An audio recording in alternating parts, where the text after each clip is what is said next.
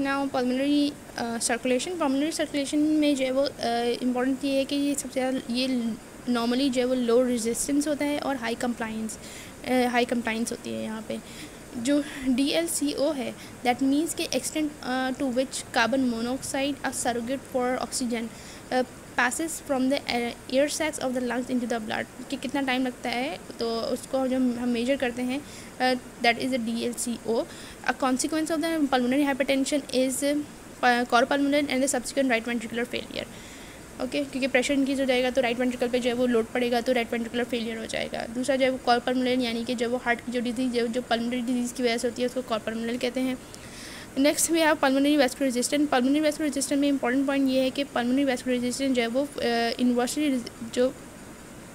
Inversely related है with the fourth power of the vessel radius. For example मतलब ये कि अगर रेजिस्टेंस जो है वो बढ़ जाएगी अगर जो है वो रेडियस जो है वो कम होगा। दैट मीन्स कि अगर जो है वो रेडियस हाफ हो जाएगा, फॉर एग्जांपल जो है वो रेडियस जो है वो इसका हो गया हाफ, तो इसकी जो पावर होगी तो जो रेजिस्टेंस होगी वो जो है वो कन्वर्ट हो जाएगी इनटू द मतलब 2 × 4 के उस पर रेजिस्टेंस हो जाएगी तो it would be 16।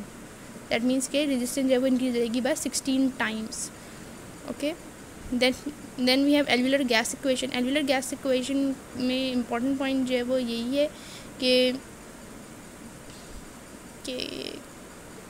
I don't find anything important for in FCPS part 1, so let's move on to the next.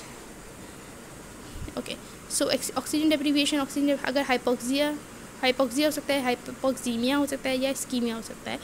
Ischemia loss of blood flow की वजह से होगा, ठीक है, कि ऑक्सीजन नहीं पहुंचनी क्योंकि ब्लड फ्लो ही नहीं है वहाँ तक, तो ये क्योंकि अगर जब वो इम्पीडेड आर्टीरियल फ्लो होगा या पे जो है वो वेनस ड्रेनेज जो है वो डिक्रीज होगी।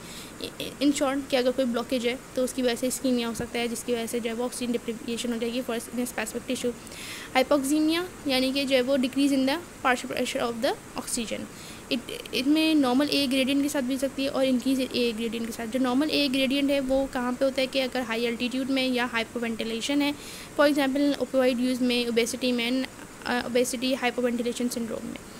ओके, देन नेक्स्ट जो है वो ए ग्रेडियंट जिसमें इंक्रीज होगा जहाँ पे जो है वो हाइपोक्सीमिया और वहाँ पे मोस्ट कॉमनली जो है VQ मिसमैच है, ventilation perfusion mismatch, diffusion limitation, for example fibrosis and right to left shunt.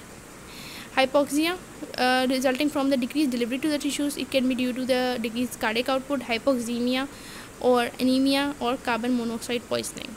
Okay, carbon monoxide poisoning हमें मालूम है कि एफिनिटी कार्बन मोनोऑक्साइड की एफिनिटी जो है वो उससे ज़्यादा होती है ऑक्सीजन से, तो वो ज़्यादा जाके जब वो अटैच हो जाता है और वो उसकी कम्पीट करता है उसकी साइड से ज़्यादा। एनीमिया में जो है वो हीमोग्लोबिन कम हो जाएगा जिसकी वजह से जो है वो ऑक्सीजन बाइंडिंग साइड्स जो है वो कम हो जाएंगी।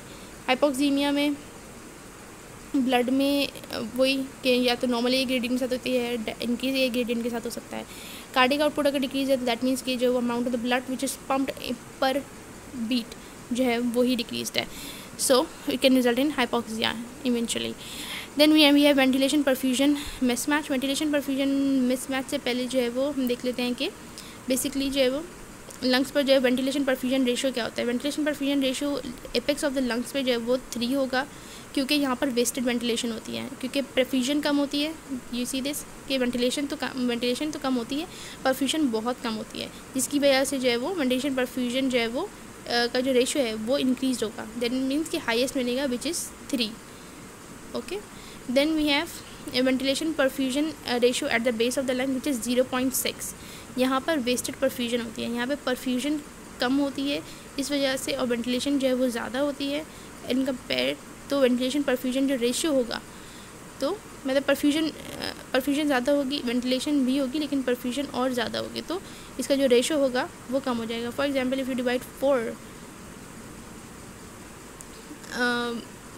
बाय 16, ओके, तो इसका जो है वो रेशियो जो है वो कम आएगा, ठीक है। और लेकिन अगर इसको आप करेंगे इस तरह से कि 4 डिवाइडेड बाई 2 1 करेंगे तो फिर जो है वो रेशियो ज़्यादा आएगा। Alright, now what we have is कि ventilation perfusion are greater at the base of the lung than at the apex of the lung. Exercise के साथ कार्डिक आउटपुट इंक्रीज होता है. So there is vasodilation of the apical capillaries. So V Q ratio जो है वो approaches, so in that case V Q pressure approaches 1. Okay, so क्योंकि capillaries जब dilation हो गई हैं, कैपिलरीज डायलेट होंगी तो जो क्यू है यानी कि परफ्यूजन है वो इंक्रीज़ हो जाएगी, तो it would approach to 1. Then कुछ ऑर्गेनिज्म हैं जो कि ऑक्सीजन, हाई ऑक्सीजन में जब थ्राइव करते हैं, यानी कि हाई वेंटिलेटेड एरियाज़ में थ्राइव करते हैं. दैट मीन्स कि एपेक्स पे सबसे ज़्यादा हाई वेंटिलेशन होती है, वहाँ पे वेंटिलेशन सबसे ज़्यादा होती है, तो ये फ्लरिश होते हैं eight the apex. So TB flourish eight the apex. VQ 0 होगा अगर एयरवे ऑब्स्ट्रक्शन होगी, फॉर एग्जांपल इन शंट. और वीक्यू जो है वो इनफिनिट होगा, यानी कि वेंटिलेशन परफ्यूजन जो है वो इनफिनिट होगा अगर ब्लड फ्लो ऑब्स्ट्रक्शन होगी. ठीक है, that is in physiologic dead space. Assuming less than 100% dead space है तो 100% ऑक्सीजन जो है वो जो partial pressure of the oxygen है उसको इम्प्रूव कर सकती है पल्मोनरी एम्बोलिज्म में. अगर जो है वो डेड स्पेस जो है वो कम है, लेस देन 100%, तो फिर वो इसको इम्प्रूव कर सकती है. It's in physiologic dead space ventilation perfusion ratio it's infinite. So इसको हम ऐसा कहते हैं ये इन्फिनिट का साइन है, ये डबल ओ है, तो ये it's infinite. In blood flow obstruction और एयरवे ऑब्स्ट्रक्शन में 0. सो इट्स 0, तो आप ओ समझ लो या एक ओ बना लो, तो एयरवे ऑब्स्ट्रक्शन में या शंट में जो है वो वीक्यू जो है वो 0 होगी. Then we have carbon dioxide transport. Carbon dioxide जो वो 3 फॉर्म के अंदर लंग के अंदर प्रेजेंट होती है. एक होती है बाइकार्ब 70% जो सबसे ज़्यादा अमाउंट है, फिर है कार्बोमाइनो हेमोग्लोबिन या HbCO2, और तीसरा है डिजॉल्व कार्बन डाइऑक्साइड. एक इंपॉर्टेंट पॉइंट ये है कि जो कार्बन डाइऑक्साइड है वो हीम के अंदर जो है वो आयरन के साथ बाइंड नहीं होती, बल्कि N terminal of the globin के साथ जो है वो बाइंड होती है. ठीक है, लंग्स में ऑक्सीजनेशन ऑफ द हेमोग्लोबिन जो है वो ऑक्सीजन ऑफ द हेमोग्लोबिन जो है वो प्रमोट करता है कि हाइड्रोजन आयन जो उसके अंदर अटैच हुआ होता है वो रिमूव हो जाए. जैसे ही हाइड्रोजन आयन जो है वो रिमूव होता है तो क्या होता है, कार्बन डाइऑक्साइड जो है वो इक्विलिब्रियम की तरफ शिफ्ट होना शुरू होता है और कार्बन डाइऑक्साइड की फॉर्मेशन होती है. यू सी हेयर के जो है वो यहाँ से yes haemoglobin plus H ions, क्या हुआ, हाइड्रोजन आइंस निकल गया, हाइड्रोजन आइंस निकल जाते हैं लंग्स के अंदर. लंग्स के अंदर जो इफेक्ट होता है वो हाल्डेन इफेक्ट होता है. जो पेरिफेरल टिश्यूज़ के अंदर होता है कि हाइड्रोजन आइंस वहाँ पे जब वो इंक्रीज होते हैं वहाँ पे ज़्यादा होते हैं, तो उसकी वजह से जो है वो कर्व जो है वो टुवर्ड्स द राइट साइड पे शिफ्ट हो जाते हैं. हाइड्रोजन में बोला था कि हाइड्रोजन आइंस जहाँ पर बढ़ेंगे वहाँ पर जो है वो कर्व राइट साइड पे चला जाएगा, तो ऑक्सीजन अनलोडिंग हो जाती है और बोहर इफेक्ट आता है. शिफ्ट इस curve to the right side and there is Bohr effect in या unloading of oxygen. Majority of blood carbon dioxide जो है वो बाइकार्ब की फॉर्म में जो है वो इन प्लाज्मा में प्लाज्मा के अंदर प्रेजेंट होती है. रिस्पॉन्स टू हाई एल्टीट्यूड में क्या होता है कि एटमॉस्फेरिक ऑक्सीजन जो है वो कम होती है, जिसकी वजह से partial pressure of the oxygen भी कम होता है. वेंटिलेशन ज़्यादा होती है, partial pressure of the carbon dioxide कम होगी. It results in respiratory alkalosis and thus altitude sickness.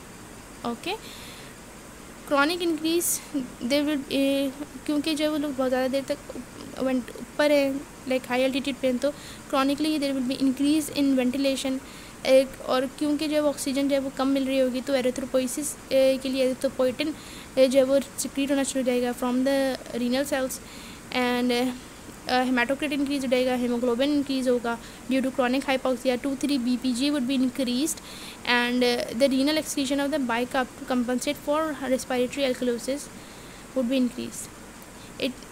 इसके अलावा आप जो है वो रेस्पिरेटरी एल्कलोसिस के लिए जो है ऑगमेंट अगर आपने करवाना है कि उसको अपने बैलेंस करना है, तो बाइकार्ब को सिक्रीट करवाने के लिए हम क्या करते हैं, एक्सक्रीशन ऑफ बाइकार्ब के लिए हम एसेटोजोलामाइड देते हैं. एसेटोजोलामाइड क्या कहते हैं, बाइकार्ब की एक्सक्रीशन करवाता है from the kidneys to compensate the respiratory alkalosis. Chronic hypoxic pulmonary vasoconstriction results in pulmonary hypertension and right ventricular failure. Okay, so the concept is here कि अगर एटमॉस्फेरिक ऑक्सीजन कम होगी तो partial pressure of the oxygen भी कम हो जाएगा. जब ऑक्सीजन कम होगी तो ज़्यादा जल्दी जो है सांस लेगा, जिसकी वजह से वेंटिलेशन जो है वो यानी कि वो बढ़ गई. जब वेंटिलेशन ज़्यादा होगी, तेज़ी से सांस लेगा, तो ज़्यादा से ज़्यादा कार्बन डाइऑक्साइड बाहर जो है फेंकेगा. जब कार्बन डाइऑक्साइड बाहर चली जाएगी तो क्या होगा कि रेस्पिरेटरी एल्कलोसिस हो जाएगा.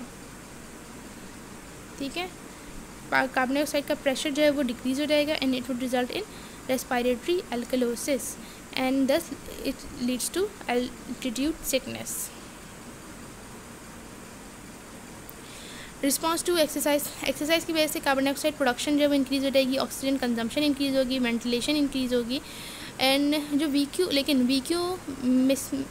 क्यू रेशियो है वो एपेक्स और से बे लेके बेस तक जो है वो काइंड ऑफ यूनिफॉर्म हो जाएगा, जो कि हमने पहले भी पीछे भी पढ़ा था कि जो है वो क्या होता है कि वो अप्रॉक्स जो है वो 1 तक चला जाता है, जो 3 था वो वहाँ पे जो है वो 1 तक चला जाता है जब इस तरह की स्ट्रेस आती है या फिर जब एक्सरसाइज होती है, क्योंकि वहाँ पे जब वो डायलिटेशन हो जाएगी पल्मोनरी वेसल्स की। पल्मोनरी ब्लड फ्लो जो है वो इंक्रीज हो जाएगा due to cardiac output and decrease pH की वजह से ड्यूरिंग द स्ट्रेनस एक्सरसाइज।